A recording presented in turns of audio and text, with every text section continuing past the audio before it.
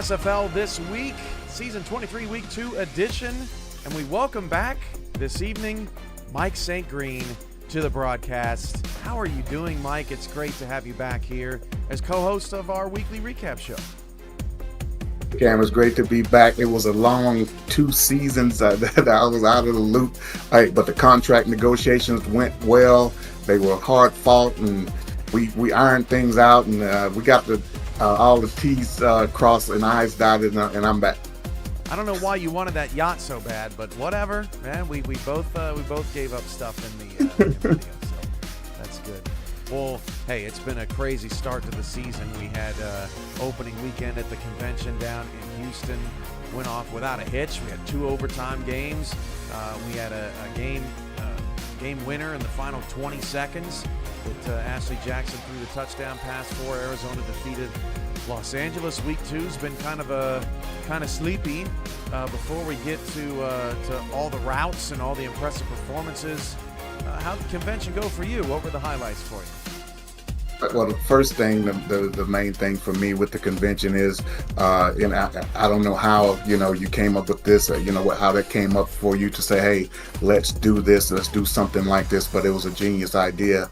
And basically what I get from it, especially being the second time here in my hometown, just getting to reconnect with people that I saw the convention before, and connecting with people that I've known and chatted with throughout this league for the past 8-9 seasons that I've been in the league, and finally get a chance to meet some people. BJ Lovelace, for instance, had a chance to meet him. Reconnected with Rain Rie. He and I started together in Jacksonville as rookies. Talon Steele, a couple of guys that I've seen before, but for me, it's always all about the people and the community, and pretty much the camaraderie and the competition. You get to see that firsthand, what this competition means to people as they go head to head on convention weekend. And speaking of competition, the cornhole game that me and you and our wives played was close there for a while. I had you sweating. It was very nervous. Mike had to dab himself with a towel, but I guess eventually y'all pulled away. Well, I was sweating because it was Houston at 95 degrees and humid, not really because of your cornhole performance. Yeah, Alexis really carried you doing that whole game pretty much. But here's some other little quirky convention things, Cam, that I just kind of noticed over the weekend. One, first of all, my golf game is terrible. Let's just get that out of the way. It's pretty bad right now, so we'll see if we can get that fixed by next convention. And as the aforementioned cornhole, you're probably mid to average at best. A couple other things here. Brett Killian and Ethan Moslin, they probably need to be in the simulation basketball league. Both of those guys look like they're about 6'6" or better. Brett may be about 7 feet. I don't know. Tallest dude that was around all weekend. Let's see. Andy Hamilton has 2 birthdays every year, at least this year anyway. They got him on the Southwest flight home, Mike. That was the best. Thanks to Hunter Norwood for that one. Here's the other one that this was kind of out of the blue when I'm sitting watching Mexico City and Louisiana, and I'm right behind Mike Daggs, and I noticed the dude's calves. I don't know how often he works out, but every day has to be leg day. The dude's calves are like telephone poles. I mean, geez, what does that guy do every day? And Mickey Melillo, he hits harder than the Jack Link's Sasquatch, that's for sure. He's the hardest hitting Sasquatch around. So those are my takes. He needs from to the tag convention. Jack Links and tell him, like, let's go. I challenge you. That's Right. a good one. Yeah, that was my highlight from the weekend. But it was a great weekend. We survived the weather and everything, and it turned out to be a great convention again. Yeah, it was a lot of fun. We definitely had some hurdles throughout the weekend, but we prevailed. Hope everybody is safe from the after effects of Hurricane Beryl. Everybody's got their power back on. I know Joshua Williams was having a tough time with that. It was a tough week 1 for Albuquerque, but they sure did bounce back here in week 2. So hope that all Houston and surrounding area natives are doing okay. You know how the world just likes to move on and go on to the next tragedy. But we're still thinking of you down there in the Houston area and hoping everybody's all right. So that's week 1 in the books. Hey, we got a new studio and we got a countdown clock that's not working. So we'll try to fix that up. But little bit of new digs here. We'll be adding on to it in the coming weeks. Just getting things going here in week 2 with some new music and a little bit of a new format and all that good stuff. So we're excited to be back here with you ahead of tonight's big matchup between Baltimore and Indianapolis, 2 teams that had impressive overtime wins in week 1 and now get to face off against one another here tonight. So that is going to be a fun game. But week 2 headlines, there was a lot out there. I'll start with one. Mike, I was really impressed with Charleston this week. They still have not lost to that Chicago organization. They are now 4-0. It was a rematch of last season's playoff where Charleston got the upset in the 11-6 matchup. And all their new guys, as you'll see in the highlights, I mean, they played great. This is a deep roster, a deep team, and they're not a flashy team, Mike, but Charleston was surprising. Well, basically, what it lets you know, Cam, is that depth. It really matters in this new era of the SFL. You really need to have some, backups on this roster, whether it's running backs or a deep wide receiver core, and a deep secondary also helps, and pretty good in the trenches as well. That you're gonna have to have some depth. You're gonna have to have some talent to win in this new era of the SFL. And in Charleston, they had a week off to sit back and look and get things settled, and they came out and played a very good ball game. And by the way, Brett's saying if he had me and Jay Ballmer in a 3-on-3 tournament, we would crush. Absolutely, and we are trying to put 3-on-3 basketball on the docket for 2025 convention. So you won't want to miss that. I'm tired of people saying I haven't seen you. Ask Chris Curtis how it went this past week playing me in ball. He got trounced and waved the white flag in the second game. So what about you, Mike? Biggest headline from week 2 that caught your attention? Canton Classics. They basically went back to 1960s. Probably if they could have ran the wishbone, they probably would have. But 7 passes from Scar Patterson. It felt like the old 1970 Miami Dolphins, where Bob Greasy would only pass for like 12 times a game, but 359 yards rushing combined for this team. Very impressive. Obviously, they saw something in the Pittsburgh matchup against Houston. Houston had 2 running backs to go over 100 yards.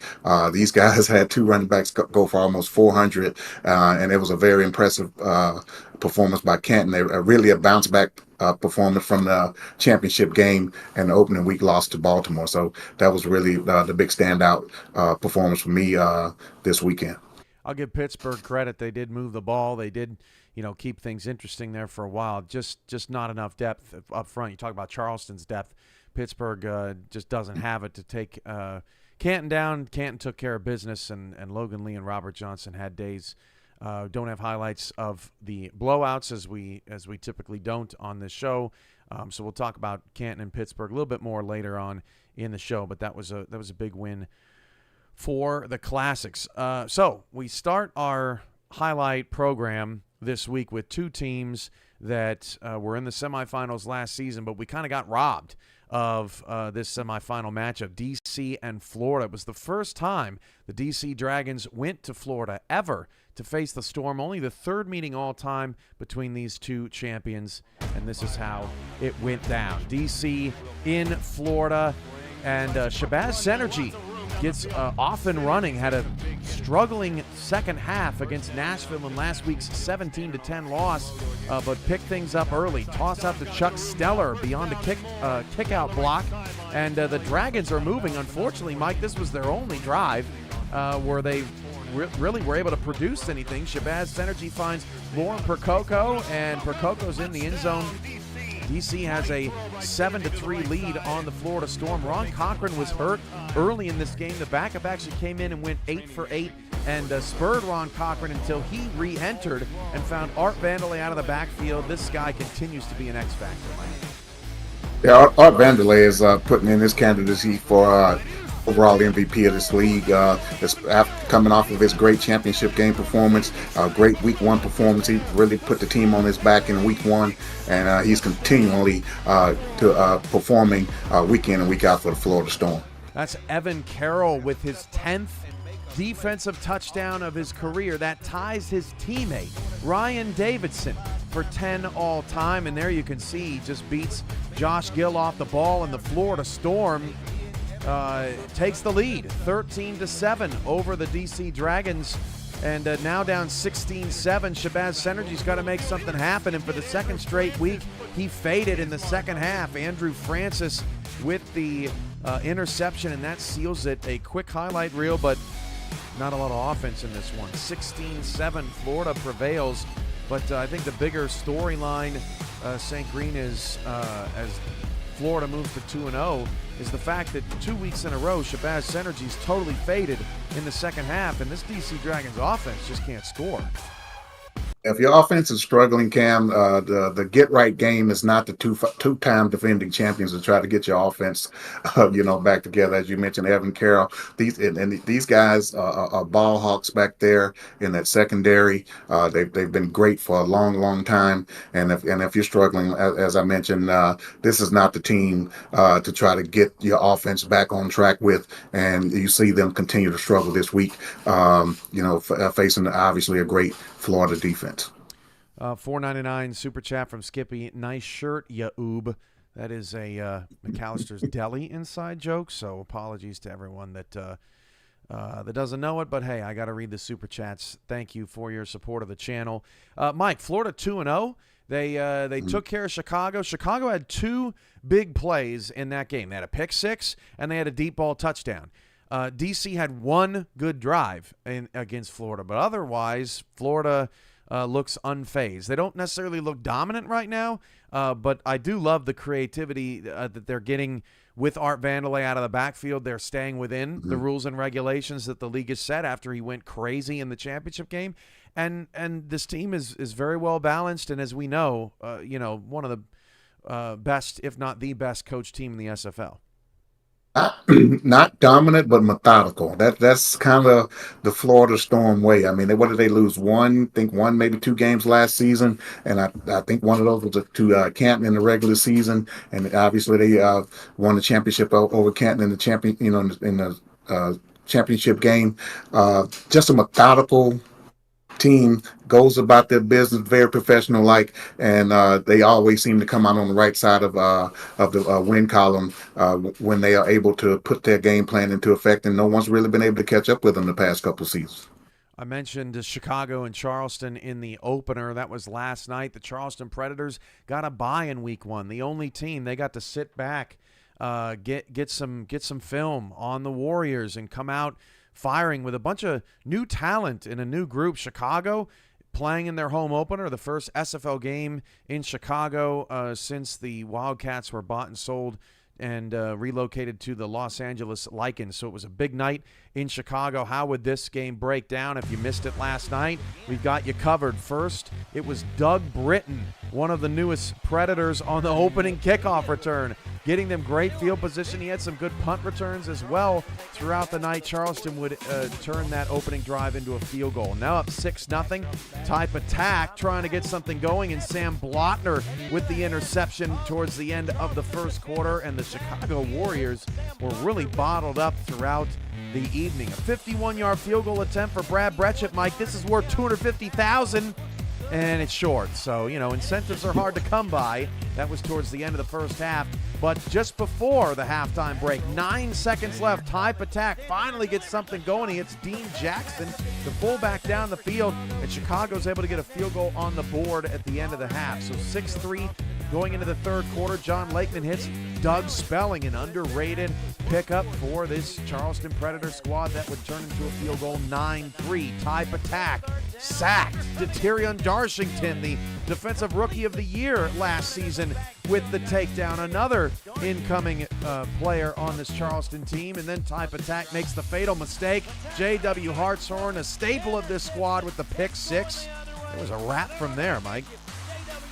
Yeah, not a lot of household names on Charleston, but as you mentioned, they have a very solid and deep roster, and these guys really came to play in the opening game of the season, and they really welcomed Chicago. Well, they moved from Seattle, but I was going to say welcome to the SFL, but the new branded Chicago Warriors were definitely welcomed to the SFL by Charleston. Hartshorn all the way. Dean Jackson not able to catch. 19-3 at that point. Chicago did try to make a game of it. Type attack down the field. It splits a couple of defenders and throws a touchdown. Made it 19-9. But too little, too late. The 2-point conversion failed.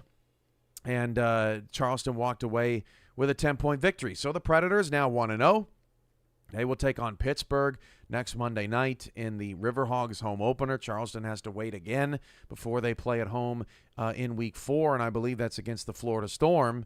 That could be an interesting game. That could be a pair of undefeated teams in a big one there in Charleston for their home opener. But the Predators looking strong. How about Chicago, Mike? Type attack's completion percentage was dreadful last night. He was running a lot, maybe too much.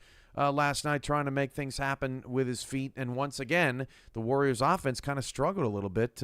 Anything that you see out of them that surprises you over the first couple weeks in their mini slump?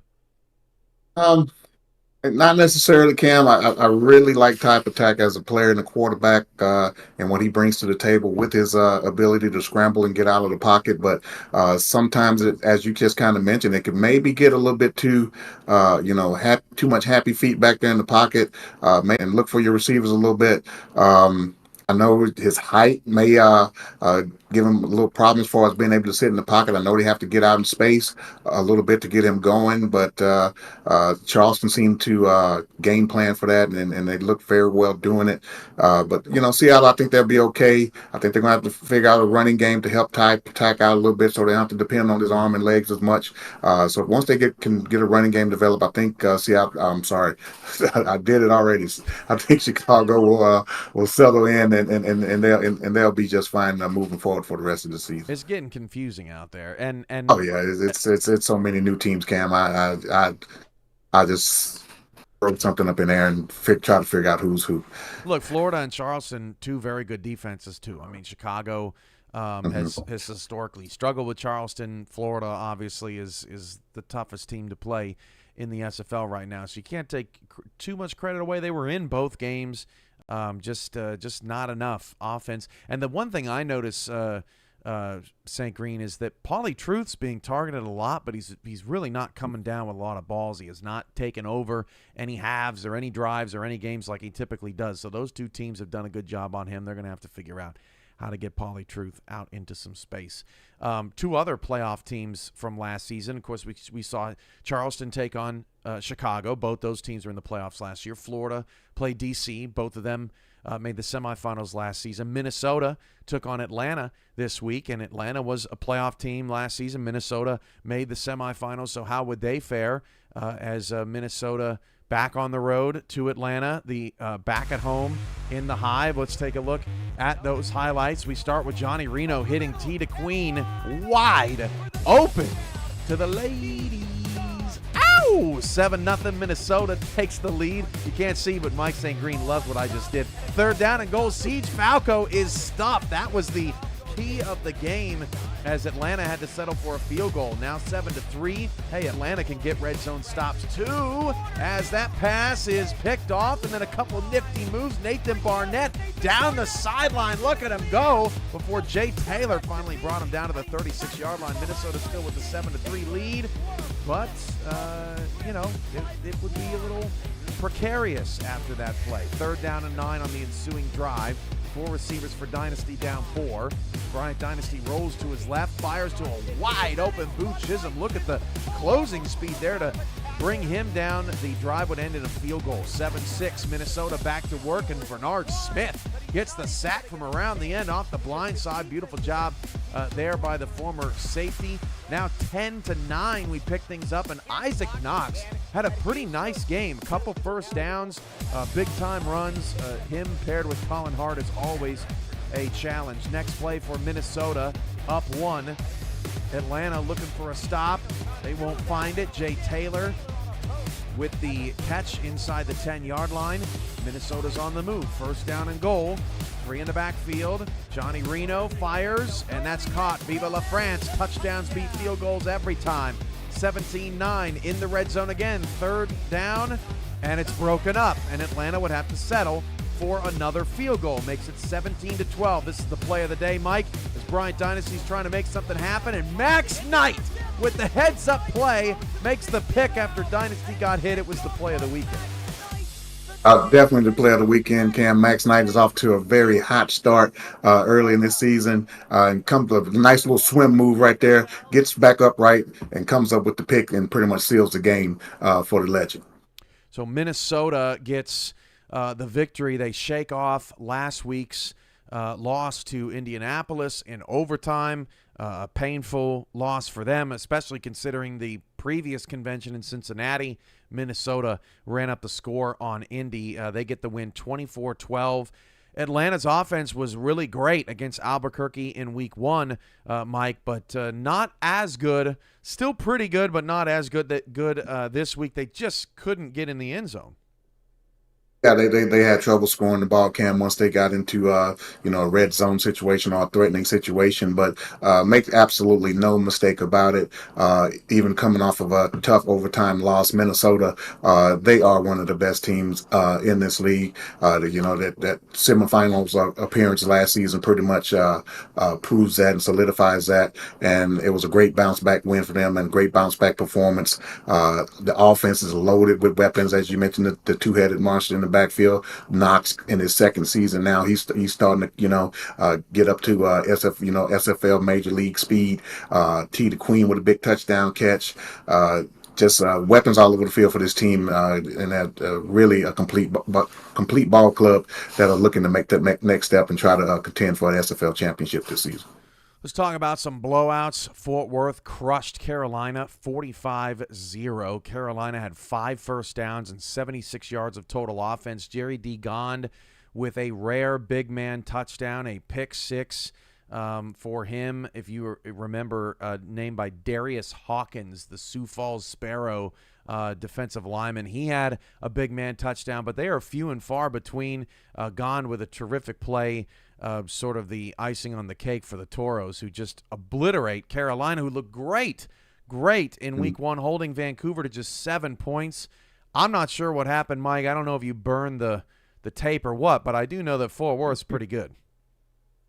Fort Worth, they're very good, and then they're going to compete for a championship and division titles pretty much every season since they've been in existence, and that's no question about that. But, that's no excuse for the enigma that's the Carolina Skyhawks. We never know what we're going to get from week in, week out. Like, as you mentioned, they look excellent week 1 against Vancouver, and obviously very poor this weekend. Was it yesterday? I can't remember. Saturday against Fort Worth, shutout. And that's kind of the Carolina Skyhawks that, at least in my time that I've come to know. Yeah, Fort Worth, I mean, they are as you said, they are a championship contender. That Lexington held serve for a lot of that game in opening week, but when push came to shove, the Rick meter called it, and Fort Worth put the clamps down on Lexington and kind of made that game, a difficult watch in the last 4 minutes. This defense is tough. They've got Delaney Nash, who won MVP a couple seasons ago. Adam Leach has been playing out of his mind. Great defensive line. And E.K. Vincent and company at linebacker as well. So Fort Worth, one to watch. They're only one of 2 teams that are 2-0 right now, along with the 2-time defending champion Florida Storm. And then, obviously, the winner of tonight's Indianapolis and Baltimore game in about 23 minutes' time also will join that 2-0 group. There were a lot of teams that won last week on a bye. So we'll see what happens with them. Vancouver pummeled Houston, put up 51 on them. It tied their franchise high in the 4K23 era for points in a game. I remember Houston hung a bunch of points on Vancouver a couple years back in Vancouver, so you could call that a get-back game for the Legion. But Mateo Bravado was the key. A couple of historical special teams plays as well from some players. But, yeah, this game got away from y'all. What happened? This thing on. I'm having technical difficulties, Cam. I really can't here. Well, hey, but no, it was a great performance by Vancouver. As you mentioned, Mateo Pavado, he really set the tone early and often in this game for Vancouver. What did he have? 161 yards rushing on 26 carries. He didn't get into the end zone, but he really set the tone. Christian Brown had a great game as well. They came in with this. Quarterback sneak, obviously, that they put in, and they saw something that would work, and he had a great game on the ground and in the air as well. I think he had 242 yards passing and a rushing touchdown. Just great overall performance. They shut our running game down, and they came up with a big victory. Injuries are big too, Mike. I mean, y'all Hmm. lost Josh Slapp, Jason Peace, Blake Prine. I mean, these are linchpin pieces for you guys. And obviously, if you lose two of your best defenders, it's going to be hard to stop any team, let alone a team with Brett Killian and Ike McBride and Bravado and all these weapons. That definitely hurt. Is that something that Houston is focusing on maybe this week? Uh, we're kind of putting this game behind us, I think. But yeah, as you mentioned, the injuries, in particular to Prine and Peace, really hurt. We knew that coming in that their running game was going to be tough for us to stop. I mean, that's what we pretty much saw in the Sims. They have a great offensive line over there, and losing two of your best players, in particular on defense. Peace is probably our defensive MVP. He makes a lot of plays. He can probably throw his hat in the ring for a possible defensive player of the year type thing on, and definitely an all-star. But yeah, losing him was huge at that particular time. And this is life in SFL. You take one on the chin, and all you could do is go back to the drawing board and see what you can come up with the next week. Couple of notes on that game. DR Sim, the legendary Hall of Famer, first ever kick return touchdown. Lily Nakai, first touchdown for her as well, for Vancouver, as they answered back that Houston kick return touchdown. So a couple big special teams plays in that game. Hey, who else do we have? Albuquerque blanked Denver 23-0. This was the first Friday night football primetime game with Mike and Gerald. It was a snoozer. Denver didn't really show. It was kind of similar to Carolina, and quite frankly, kind of surprising, Mike, because they look great against Queen City. But Mhm. I guess that just goes to show you it's all relative in the SFL. You play a struggling Queen City team in week one, and then you take on an Albuquerque team on the road who was, ready to get back at it. Maybe a little short-handed in week one with the hurricane issues for ownership, and they got a few new players as well in week two they didn't have in week one. So yeah, what did you think of Albuquerque's performance? I'm Yeah. shocked that they were able Well, to clamp down as much as they did. I am a little surprised, at Denver's performance for sure. Coming out and getting shut out in the second week. But if you look at the history of Albuquerque, of course, yeah, it was in the minors. But what I've known about that staff over there, they can bounce back probably better than any staff that were in the minor leagues, and that's why they had three championships under their belt.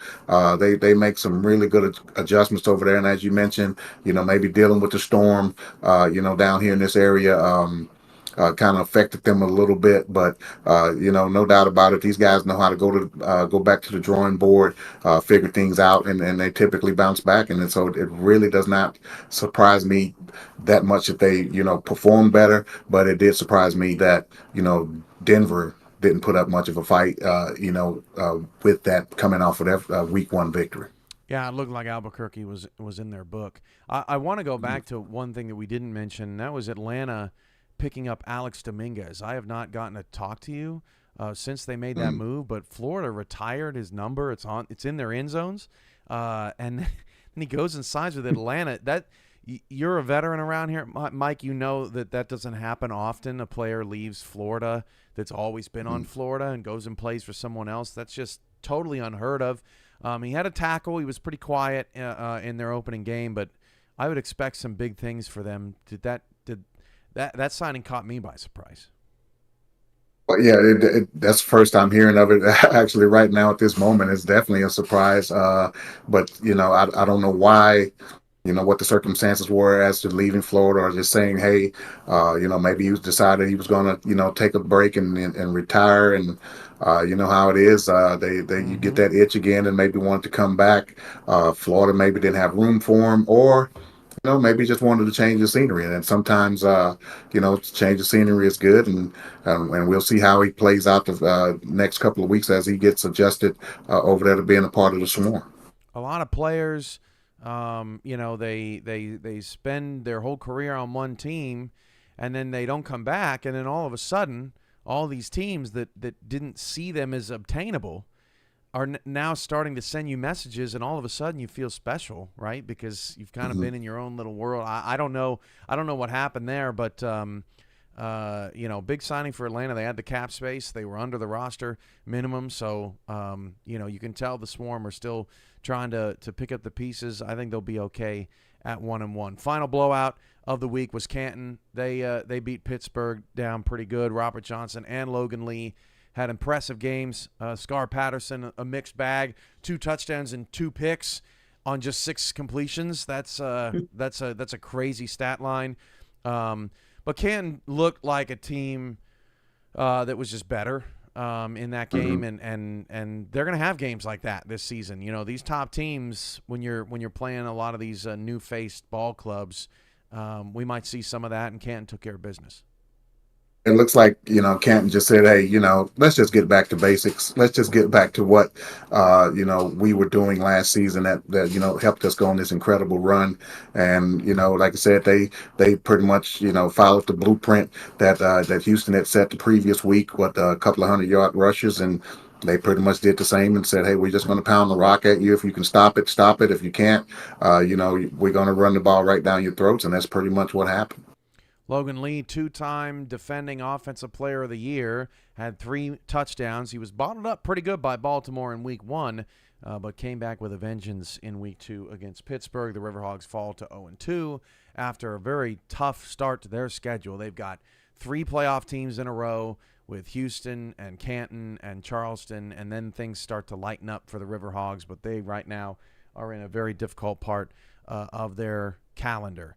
Let's get back to the highlights. Let's go to Buffalo, where the Queen City Corsairs were taking on the Lexington Miners, and so far so good. Joseph Boudet with the touchdown for Queen City makes the Corsairs leaders 7-0 over the Miners. After an interception, Deion James gets into the end zone for Lexington, ties the game at 7, and then the turnovers started happening for Queen City. Trellis Blanton throws it right to Philadelphia Collins, and he is taking it to his house, 14-7. Lexington up a touchdown, and from there, it was tough sledding for Queen City. 3rd and short, Jet 0. Couldn't get the first down. Travis Arthur blows it up in the backfield. Lexington, after that loss to Fort Worth, looking for their first SFL win. Kenny Slider, Alexander West. That throw is good. Kenny Slider off to a pretty good start to his season just before the half. James Matthew Jr. popped, and how about that? The quarterback, Trellis Blanton, getting down the field and recovering that fumble. That helped Queen City get a field goal on the board. They're down 24-10 here, and Blanton hits Matthew Jr. again for a first down and goal. This was the pivotal moment of the game, Mike, because Queen City was only down 14, but Blanton is sandwiched on 3rd and goal. They could only get a field goal out of it, and they didn't get much closer than that. Gabriel Manning on the ensuing kick return. That's why. MVP St. Green. What a kick. Yeah, some players just have a knack for doing special things, and this animal called Gabriel Manning tends to do that season in and season out. It's the reason why he's one of the highest paid players in this league. He continues to perform season in and season out. He's been a great player for a long time.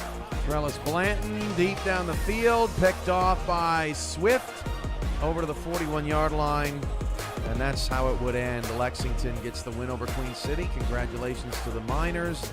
They are not in the minors anymore. First major win. Lexington gets to 1-1. Queen City falls to 0-2.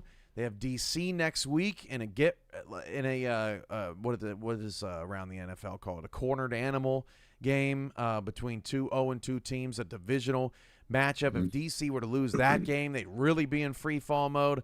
But right now, Queen City, as expected, they have a small roster. They have a dedicated coaching staff. They're trying to, do as much as they can with less over there in Queen City. But, Mike, where do the wins come from this team right now as they let this one get away from them in the second half? We'll get to that in a split second, Cam, but somebody in the chat hates me. They said I had one catch and something like 17 drops in the game the other day, and I cost us the game. But that one catch was a touchdown. But anyway, I digress. Yeah, looking at this schedule, it's really tough. I think Baltimore Arizona is in a couple of weeks, and I think Baltimore somewhere in there is a division game. Yep. Canton too. Canton's in there. Carolina week 6 or 7. Maybe a possibility that they can possibly get things turned around, because Arizona, Baltimore, and those teams are not teams that you try to get well against. They're just not. Canton. You're not gonna all of a sudden get well against those teams. I think Queen City did beat Baltimore maybe a season or two ago, maybe last season, if I'm not mistaken. Yeah. But in general, that's not the team that you want to try to get things fixed against. And I would hate to see them going to, because I saw Carolina week 6, Louisiana somewhat towards the end of the schedule, week 12 or 13, and I would hate for them to have to wait all the way to the end of the season, even Pittsburgh as well, the final game of the season.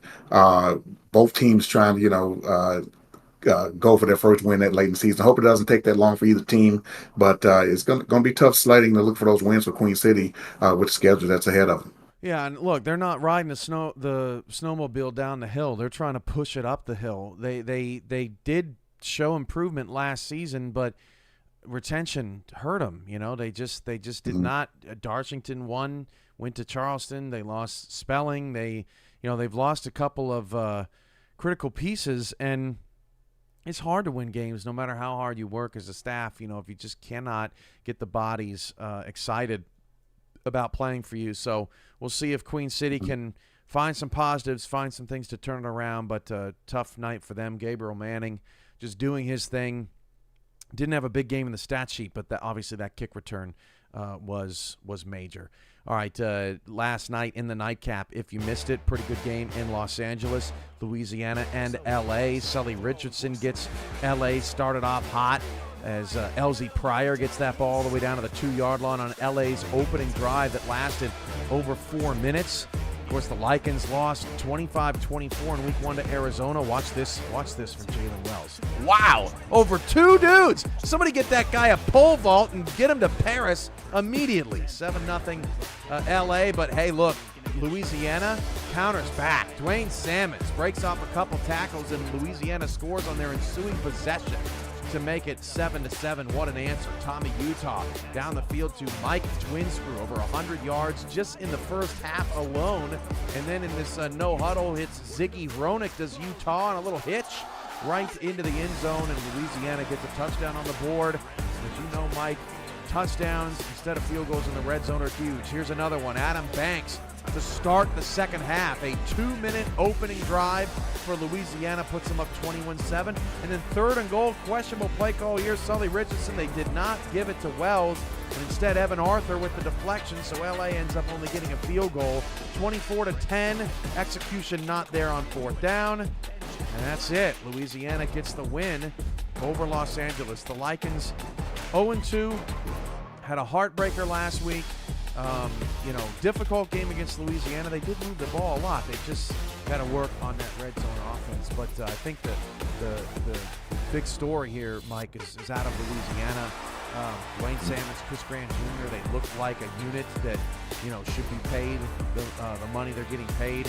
Tommy Utah looked like he had some weapons finally, and Ellington and Banks and Bronick and Twin Screw, and the offense, which was sluggish in week 1, looked like they took a big jump forward in week 2. Yeah, and Louisiana, they one of these teams a few seasons ago.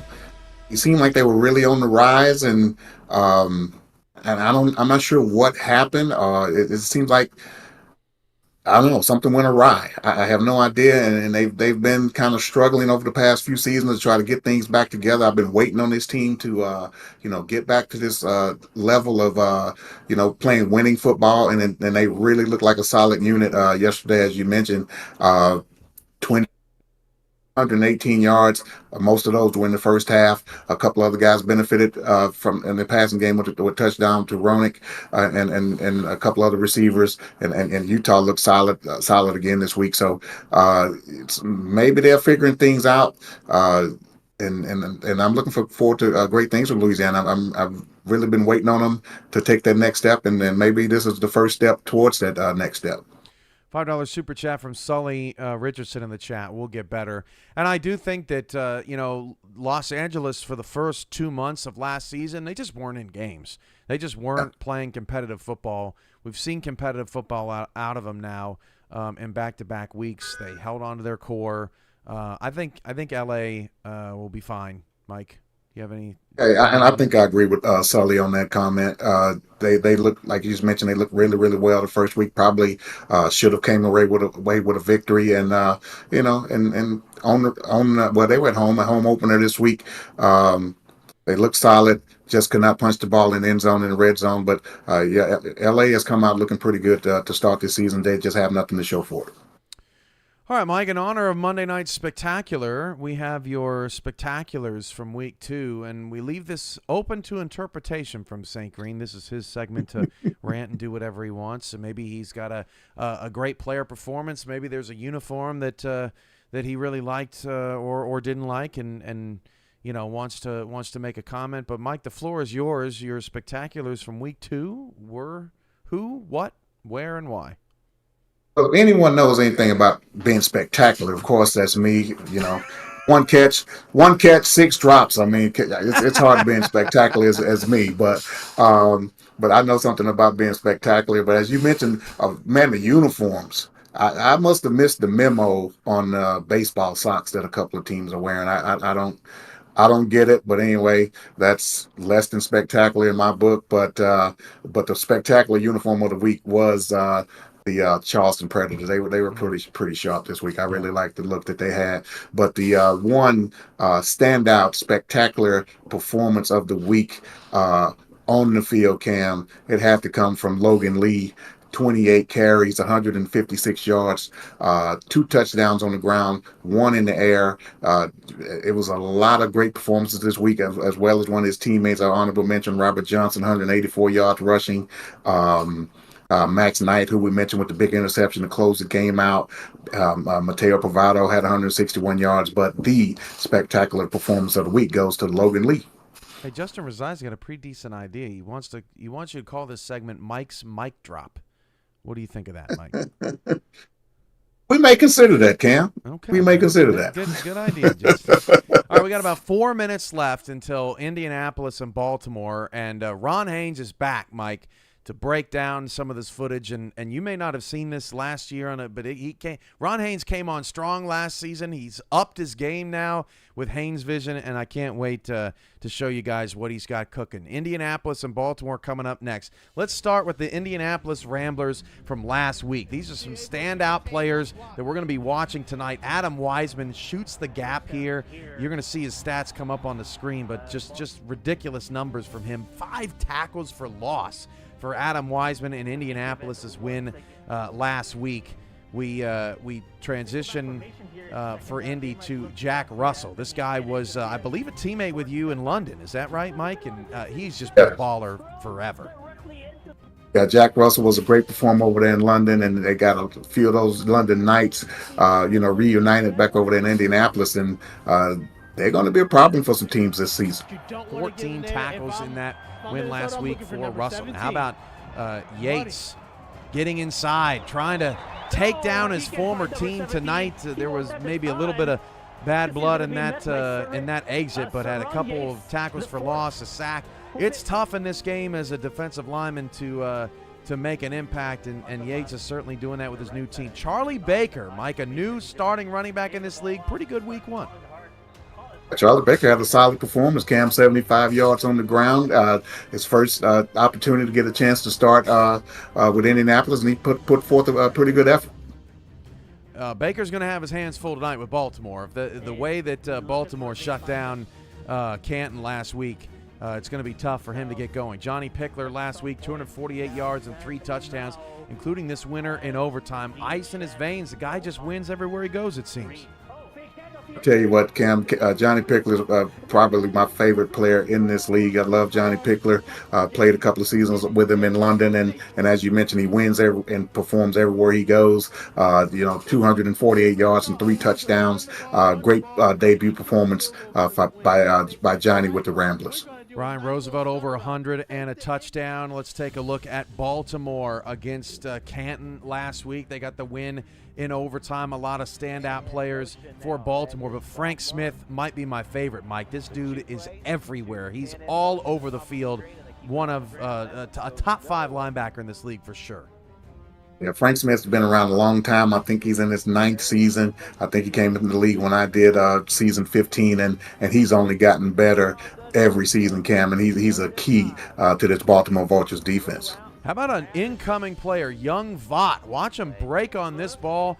There was a lot of talent in Jacksonville last season, kind of got spread out around the league, but Vaught was a underrated pickup for Baltimore after the retirement of Troy Loshaw. He gets a pick in his first game. G.P. Wells, he was a teammate of you last week, at over 100 yards in his debut with Baltimore. An exciting performance.